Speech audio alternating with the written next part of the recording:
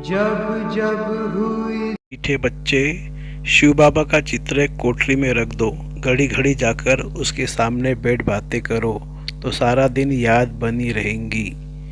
प्रश्न, नया और अनोखा प्यार कौन सा है जिसकी अनुभूति केवल संगम पर ही होती है? उत्तर, विचित्र बाप के साथ प्यार करना, यह है नया प्यार। तुम जानते हो, निराकार विचित्र बाबा इस साकार में आया हुआ है। हम उनके सामने बैठे हैं। हमें संगम पर डायरेक्ट ईश्वर का प्यार मिलता है। यह नया और अनोखा प्यार। सारा कल्प देहधारियों से प्यार किया, अब विदेही बाप से प्यार करना है। ऐसा प्यार संगम पर ही होता है। गीत है, कौन आया मेरे मन के द्वारे, में पायल की झनकार। ओम शांति। बच्चे जानते हैं कि बेहद का बाप विचित्र है और अभी एक नया प्यार लेकर के हम बाबा के पास बैठे हैं, वह आए हैं, जिसको नया प्यार कहते हैं। ईश्वर का प्यार सिर्फ एक बार बच्चों को मिलता है।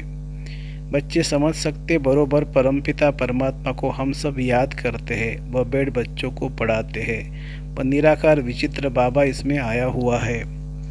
परमपिता परमात्मा आत्माओं का बाप है। हम अभी उनको जान पहचान गए हैं। वह प्यार भी अनोखा है। वैसे तो हमेशा देहधारी को ही प्यार किया जाता है, यह विदेही बिगर देह के। हम उनके सामने बैठे हैं, वो बहुत प्यार से आकर पढ़ाते हैं। तो नई बात हुई ना। आगे जो आशाएं थी, धन मिले महल मिले, वह सब आशाएं बदल गई है। सारी दुनिया में तुम्हारा आश बदली हुई है। हम अभी बाबा से विश्व का मालिक बनने का पुरुषार्थ कर रहे हैं। अभी तुम सन्मुख बैठे हो, जानते हो वही सब आत्माओं का बाप पतित पावन शिव है। याद भी उनको ही करते हैं। अभी तुम बच्चे सन्मुख बैठे हो, दिल में उमंग है, बेहद के बाप से बेहद का वर्षा लेना है। कितना विचित्र अनोखा वंडरफुल बाबा है, ये और कोई नहीं जानते, सिर्फ तुम ही जानते हो। बाप कैसे अपना बनाकर फिर पढ़ाते हैं। तो ऐसी क्या युक्ति करे जो घड़ी घड़ी बाप को याद करते रहे। बाप राय देते हैं, हर एक अपने घर में शिव का चित्र रख दे। शिव बाबा का चित्र देख समझेंगे बेहद का बाबा पतित पावन आया हुआ है, पावन दुनिया की स्थापना करने। उनसे हम अभी 5000 वर्ष पहले मुआफिक वर्षा ले रहे हैं स्वर्ग के राज्य का। आत्मा जानती है हम स्वर्ग में जाकर शरीर के साथ राज्य करेंगे। जो बात कभी स्वप्न में भी नहीं थी, अब वह आया है। तो एक कोठरी अपनी बनाए शिव का चित्र रख उसमें लिख देना चाहिए, बाबा आया हुआ है। उनको आना ही है स्वर्ग की स्थापना करने, नरकवासियों को स्वर्गवासी बनाने। घड़ी घड़ी शिव बाबा को देखते रहेंगे तो याद रहेगी। चित्र गले में भी डाल देते हैं, पत्ती को आज चित्र भी गले में डाल देते हैं ना। तुम बच्चों के लिए भी तैयार करा रहे हैं। पारलौकिक बाप को याद करना बड़ा अनोखा है और सभी को याद को समेट एक को याद करना है। जैसे भक्ति मार्ग में भी अपने घर में पूजा की कोठी अथवा मंदिर बनाते हैं ना, वैसे ज्ञान मार्ग में भी कोठी बनाए, उसमें सिर्फ शिव बाबा का चित्र रखना चाहिए। मनुष्य समझते हैं ब्रह्मा कुमारी की मुरली विकार से छुड़ाती है। अरे ये तो अच्छा है ना, पावन बनने के लिए जरूर विकारों को तो छोड़ना होगा। बिगड़ते हैं भक्ति क्यों छोड़ते हो? अच्छा हम भक्ति करते हैं परंतु एक की दूसरा न कोई, और संग बुद्धियों तोड़ देना है। तुम्हारा युद्ध माया से है, तुम बाप को याद करते हो, माया तोड़ने की कोशिश करती है। हमको शिव बाबा से वर्षा मिलता है, ऐसे याद करते रहेंगे, शिव बाबा को देखते रहेंगे तो तुम्हारी कोठी वैकुंठ बन जाएगी। मीरा भी भक्ति करती थी तो वैकुंठ का साक्षात्कार करती थी, उनको भी साक्षात्कार कराने वाला शिव बाबा है।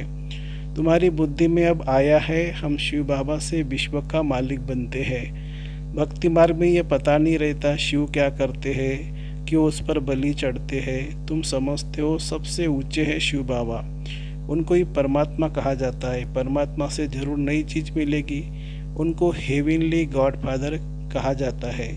स्वर्ग में है श्री कृष्ण, उनको फादर नहीं कहेंगे, वह तो बच्चा है। स्वर्ग स्थापन करने वाला बाप है निराकार, वह देहधारी नहीं है। यूँ तो आजकल सबको फादर कहते रहते हैं, गांधी को भी बापूजी कहते हैं, परंतु सब धर्म वाले नहीं कहेंगे। अर्थ तो समझते नहीं है। तुम जानते हो सबको बापूजी, सबका बापूजी शिव बाबा है।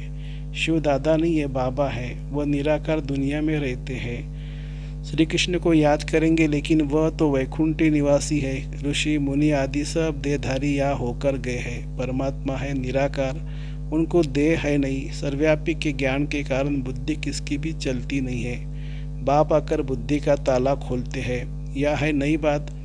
और सत्संग में ऐसे नहीं समझते कि शिव बाबा नॉलेज दे रहे हैं। वहाँ तो सब देहधारी बैठे हुए हैं।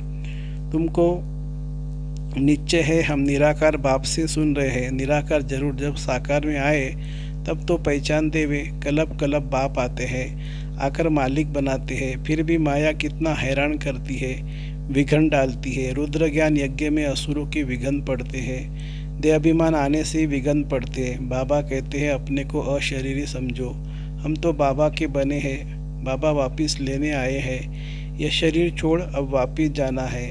अपने से बातें करो। सूक्ष्म देहधारी व स्थूल देहधारी सबकी याद छोड़नी है। पक्का पक्का निश्चय करना है। हम आत्माएं परम धाम से आई है, वहाँ के हम रहने वाले हैं। सतयुग में इतने जन्म राजाई की, 84 जन्म लिए। अब नाटक पूरा होता है, वापिस जाना है घर में। कोई हंगामा हो तो कोठरी में शिव का चित्र रख दो। ब्राह्मण लोग स्त्रियों को कहते हैं कि शिव की पूजा नहीं करनी है, परंतु शिव बाबा तो आती है माताओं के लिए। शिव के ऊपर तो बहुत जाकर लूटियाँ चढ़ाते हैं। पुजारी लोग खुश होते हैं क्योंकि माताएं सबसे जास्ती पैसे रखती हैं। भक्ति की सच्ची भावना अबलाव पर माताओं में रहती है। पुरुष तो जैसे खग्गे है, घड़ी घड़ी बाहर निकल जाते हैं। बुद्धि योग बहुत भटकता है। पत्नी का पति तरफ बहुत मोह जाता है। तुम बच्चे समझते हो यह दुखधाम है। अब सुखधाम स्थापन करने वाला बाबा आया हुआ है। युक्तियाँ रचनी है। हम बाप को कैसे याद करें, उनको इन आंखों से नहीं देखा जाता। यह आत्मा कहती है हमारा शिव बाबा बाप है। शिव का चित्र देखने से बड़ी खुशी होंगी। तुम बच्चों का योग भी अव्यभिचारी चाहिए। शिव का चित्र रख घड़ी घड़ी याद करते रहो। बाबा ने अपना मिसाल बताया था। लक्ष्मी नारायण के चित्र से हमारा कितना प्यार था। फिर एक दिन ख्याल आया लक्ष्मी दासी बन पाँव दबा रही है, ऐसे तो ठीक नहीं है। तो आर्टिस्ट को कहा इससे लक्ष्मी को मुक्त कर दो। बाकी नारायण का चित्र पॉकेट में पड़ा रहता था। एक पॉकेट में एक मुरादी के बॉक्स में घड़ी घड़ी चित्र देखता रहता था, जैसे मस्त, परंतु गुप्त करता था। कोई देखे नहीं तो कहेंगे यह क्या करता है। पहले श्री कृष्ण से प्यार था, फिर उनको छोड़ विष्णु से हो गया। जैसे भक्ति नोंदा होती है, वैसे यह याद भी नोंदा होनी चाहिए। इससे प्राप्ति बहुत भारी है। उनसे तो कुछ नहीं, अल्प काल के लिए थोड़ा सुख मिलता है, फिर दूसरे जन्म में मेहनत करनी पड़े। भक्ति में धंधे आदि में मेहनत लगती है। कमाओ तब खाओ। बाबा तुमको इस एक जन्म में इतनी मेहनत कराते हैं जो 21 जन्म प्रारब्ध भोगते रहेंगे। कुछ मेहनत करने की दरकार नहीं रहेगी। 21 जन्म सदा सुखी रहेंगे। तो ऐसे बाप जो पुरुषार्थ करना सिखलाते हैं, उनको तो याद करना चाहिए ना। कहते हैं श्वासोश्वास याद करो। गुरु लोग अपने शिष्यों को कहते माला फेरो, राम राम करते रहो। बस राम राम जपते जपते रोमांच खड़े हो जाते हैं। राम राम की मस्ती में झूलते हैं, जैसे कि राम की पुरी में पहुंच गए हैं। तुमको तो बाबा कहते एक शिव बाबा की याद का अजपा जाप करो और कुछ याद ना है। परंतु माया भी सामना करती है। भक्ति मार्ग में थोड़ी माया सामना करती है। यह है माया और ईश्वर के बच्चों की युद्ध। नाटक भी बनाते हैं ना। भगवान ऐसे कहते हैं, माया ऐसे कहती है। अभी है संगम युग। माया के उल्टे सुलटे संकल्प विकल्प तो आते रहेंगे। माया ऐसा तूफान ऐसा जोर से लगता है जो मनुष्यों को भी उड़ाकर दूर फेंक देता है। ये फिर माया रावण का तूफान है। उनसे बचने की युक्तियाँ तो बाबा बताते रहते हैं। तुम कहेंगे हमको परमपिता परमात्मा राजयोग सिखलाते हैं। तुमसे कोई पूछे तुमको यह संन्यास किसने कराया, गुरु कौन है, बोलो परमपिता परमात्मा। ऐसा कोई नहीं होगा जिसको भगवान आकर संन्यास कराए। वह सब मनुष्य को कराते हैं, या बाप आकर कहते हैं देह सहित जो भी संबंध है उनको छोड़ो। इस पुरानी दुनिया का त्याग कर नई दुनिया को याद करो। सन्यासी ऐसे थोड़ी कहेंगे। अब तो प्रैक्टिकल में पुरानी दुनिया का विनाश होना है। इसलिए सबका बुद्धि से त्याग कर एक बाप से बुद्धि लगानी है। तुम सगाई करते हो ना, देहधारी को याद किया तो सगाई कच्ची हो जाएगी। सर्वधर्मानि परित्यज्य मामेकम शरणम, मैं फलाना हूँ, यह सब छोड़ अपने को आत्मा समझो। 84 जन्मों को तो तुम जान गए हो, अब खुशी से वापिस जाते हैं। ताली बजानी चाहिए। हम आत्मा एक शरीर छोड़ दूसरा लेती है। अपने को देही समझना है। हम आत्मा पहले गोरी थी, फिर 84 जन्म लिए, अब वापिस जाकर के फिर आए स्वर्ग में राज्य करेंगे। यह स्वदर्शन चक्र फिराना कितना सहज है। शिव का चित्र तो पॉकेट में पड़ा रहे। बाबा आप आए हो, कितने मीठे हो, हमारे बाबा हो ना। ऐसी बातें करनी चाहिए। श्री कृष्ण के साथ भक्ति मार्ग में ऐसी बातें करते थे ना। शिव का फर्स्ट क्लास लॉकेट सोने चांदी का बनाएंगे, गरीबों को सोने का, साहूकारों का चांदी का देंगे। ये माताएं बड़ी मीठी है। गांव वालों में भाव अच्छा रहता है। साधारण बच्चों को देख बाबा भी खुश होते हैं। श्री कृष्ण को गावड़े का छोरा कहते ना। श्री कृष्ण तो गावड़े का छोरा बन न सके, वह तो स्वर्ग का मालिक है। इनकी और श्री कृष्ण की बातें मिक्स कर दी है। गावड़े का पूरा अनुभव इनको है, तो शिव बाबा व श्री कृष्ण गावड़े का छोरा बन न सके। हाँ, यह दादा छोटेपन में था, पला ही गावड़े में हूँ, तो इस साधारण तन में फिर बाप ने आकर प्रवेश किया है। बाबा ने मुख्य बात समझाई है कि सारा मदार है याद पर। याद कभी भूलनी नहीं चाहिए। लौकिक बच्चा थोड़ी कभी कहेगा मैं बाप को भूल जाता हूँ। सजनी कभी साजन को भूल जाती है क्या? इम्पॉसिबल है। यह है तुम बच्चों के लिए मेहनत। निरंतर याद के अभ्यास से ही विकर्म विनाश होंगे, नहीं तो फिर सजा खानी पड़ेगी। विजय माला में आ नहीं सकेंगे। कमाल है, बाप की जो बूढ़ियों, गरीबों, गणिकाओं, अहिल्याओं, कुब्जाओं आदि को आकर अपना बनाते हैं। यूँ तो कोई चित्र की दरकार नहीं है, परंतु माया भुला देती है, इसलिए चित्र रखा जाता है। बुद्धि में रहना चाहिए। हम जाते हैं बाबा के पास, रास्ता देख मिला लिया है। मुक्ति जीवन मुक्ति का, और कोई पंडा होता ही नहीं है। इनको इंद्रप्रस्थ भी कहते हैं। कोई पतित आकर छिप करके बैठेगा तो पत्थर बुद्धि बन जाएगा।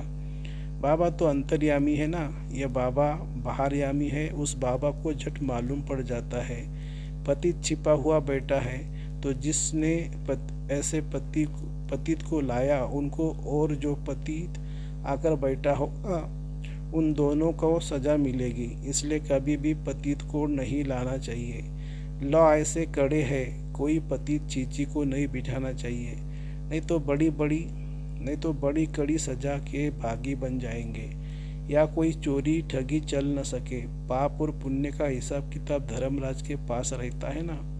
अच्छा, मीठे मीठे सिखिलते बच्चों प्रति माता पिता बाप दादा का याद प्यार और गुड मॉर्निंग। रूहानी बाप की रूहानी बच्चों को नमस्ते। हम रूहानी बच्चों की रूहानी माता पिता बाप दादा को याद प्यार, गुड मॉर्निंग और नमस्ते बाबा, नमस्ते। धारणा के लिए मुख्य सार। सभी की याद को समेट, बुद्धियोग सभी से तोड़, एक बाप की याद में रहना है। शिव बाबा की कोठी बनाए, उनकी अव्यभिचारी याद में बैठना है। अपने आप से मीठी मीठी बातें करनी है। हम पहले कितने सुंदर गोरे थे, फिर 84 जन्म लिए, अब खुशी से वापिस जाते हैं। ऐसे अपने साथ बातें कर स्वदर्शन चक्र फिराना है। वरदान। स्वचिंतन और स्वदर्शन द्वारा हीरे समान अमूल्य जीवन का अनुभव करने वाले बेदाग भवो। हीरे समान अमूल्य जीवन का अनुभव करने के लिए सदा स्वचिंतन करो और स्वदर्शन चक्रधारी बनो, क्योंकि हीरे को दागी बनाने वाला ही केवल 2 बातें हैं, एक परदर्शन, दूसरा परचिंतन। ये 2 बातें संग के रंग में स्वच्छ हीरे को दागी बना देती है। इसलिए इस मूल बीज को समाप्त कर स्वचिंतन करो और स्वदर्शन चक्र फिराओ, तो धूल और दाग लग नहीं सकता। सदा बेदाग सच्चा हीरा चमकता हुआ अमूल्य हीरा बन जाएंगे। स्लोगन है, विचित्र बाप के चित्र और चरित्र को याद करने वाले ही चरित्रवान है। विचित्र बाप के चित्र और चरित्र को याद करने वाले ही चरित्रवान है। अच्छा, ओम शांति।